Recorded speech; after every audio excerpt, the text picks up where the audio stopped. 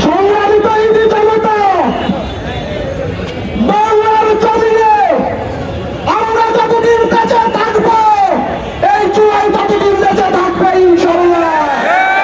চুলাই সনদ দিয়ে কোনো টাল বাহানা চলবে না।